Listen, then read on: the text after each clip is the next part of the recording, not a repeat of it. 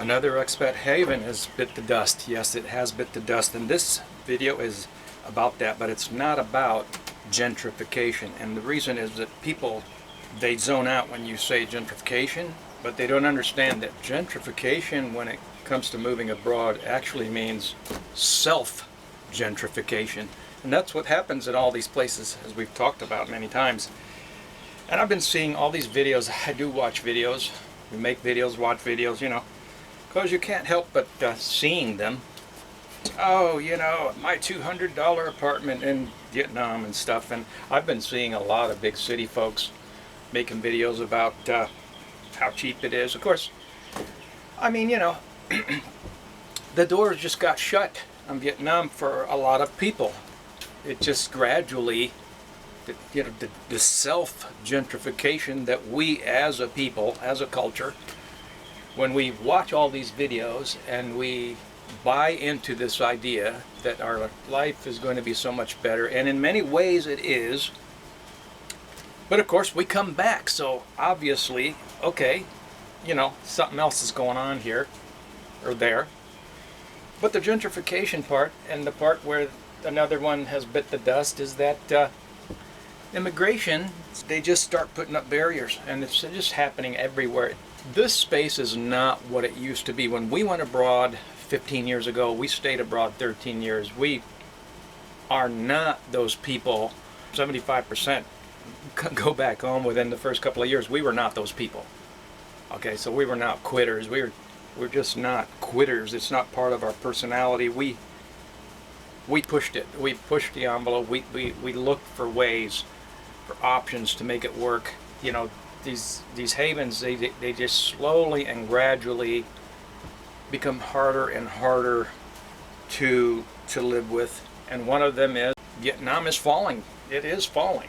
I mean, it hasn't taken that long. I mean, it's only been, just from what I've noticed, about 5 years of promotion, and it's not even on, I don't think at this time, it hasn't been on the mainstream RAM circuit, you know, retire abroad, media and magazines. They're just consistent vlogging, you know, just consistent vlogging showing how wonderful everything is, and it just builds up to such a level that these immigration departments, they just shut the door. I mean, it's just a la Mexico, you know, Mexico, same thing.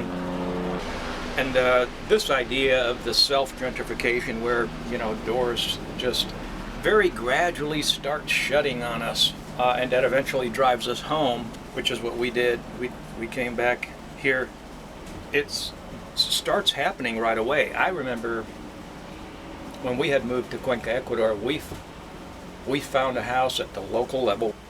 But what we noticed is, after just a few short years, if we started looking around to move out of that place, because landlords don't necessarily want you in their property for the rest of your life. I mean, you know, you've got this semi-retired or retired early life, and you're like, okay, great, 4-bedroom, 3-bath, $250. Okay, I'll stay here for the rest of my life. But no, landlords don't work that way. You know, they need their property for one reason or another. You know, relatives, this, that, or they get wind that they can get more money from, you know, the expats, which is that, you know, that part that we're talking about. And so for one reason or another, you got to move out after a number of years, and then lo and behold, whoa, no more 250s. It reminds me of when we were in that house, and we were in the local neighborhood. And just to give you an idea of the flavor of what it was like to be the foreigner in the neighborhood. And so the local guy comes around with a weed eater, which is, I've got a brand new weed eater here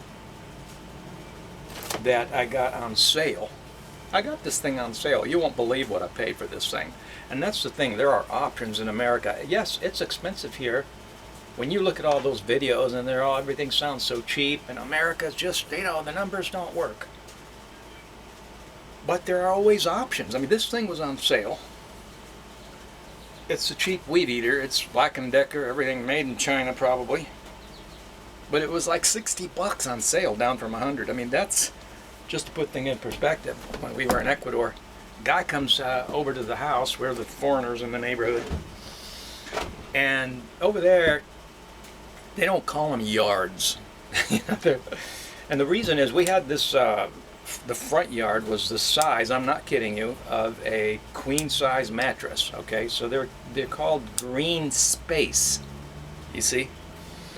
So we had this green space, and I was out on the front porch for doing something, puttering, and guy offers to cut it. I'm like, how much? And he's like, 20 bucks.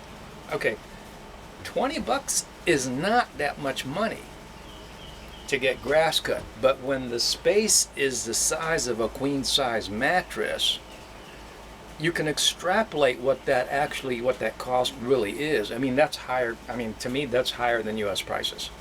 I mean, 20 bucks for that small of a space. And of course, you don't blame the guy for trying to make some money. That's not the point.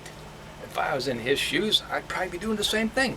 Hey, there's that house where that foreigner lives that I can get 20 bucks, you know, which was a day's wages down there. And you hear this, you know, and it's a day's wages, you know, wow, it's cheap there, you know, but they come by the foreigner house, 20 bucks to cut the green space size of your mattress. Okay. And so I got this thing. I've never had a weed eater, believe it or not. And I bought a weed eater in Ecuador. And it was a gas one, and it was like, I don't remember, $120, which is pretty reasonable. But this thing was half that, 60. It's electric. I've never had a weed eater, and I've never had an electric one. This thing takes a battery. I'll let you know how it works out. But I never had one before, and I thought, you know, if I've got to learn something new here about something, I get to live in America and have these options, and so I get to learn something new. And that's the thing that draws us in. I was having this thought today, that this is what's so enticing about moving abroad. You know, they make it sound like, well, look, I don't have to make an effort. I don't have to learn anything. I can just pack my bags, go there, and then everything's going to flow and just fit in like Legos, right? You know, until it doesn't. And so living in America as if we were living abroad, living well, on small amounts, having a semi-retired or retired lifestyle, learning something new. We don't have to learn anything. We go abroad, we just pay. But then the door's shut because we cause self-gentrification.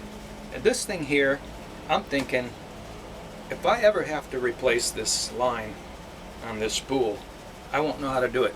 So here's what I'm going to do. This is brand spanking new, just to help you out with some solutions here.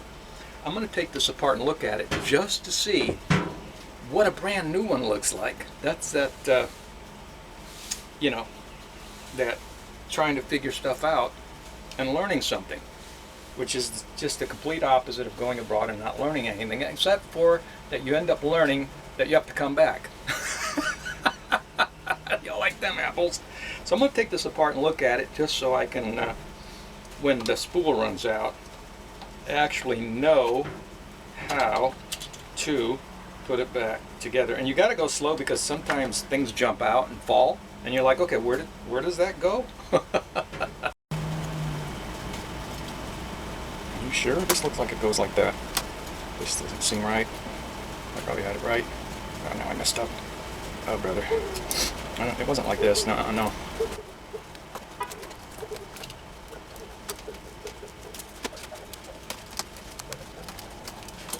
You know, and a lot of times it's just that we're afraid to fail. We're afraid to do something we haven't done before because we don't want to mess up. But that's the whole goal of doing something that you haven't done before, is to go ahead and mess up so that you can learn from your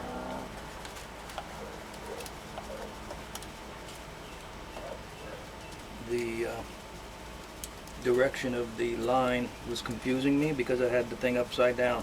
Well, look at that, voila.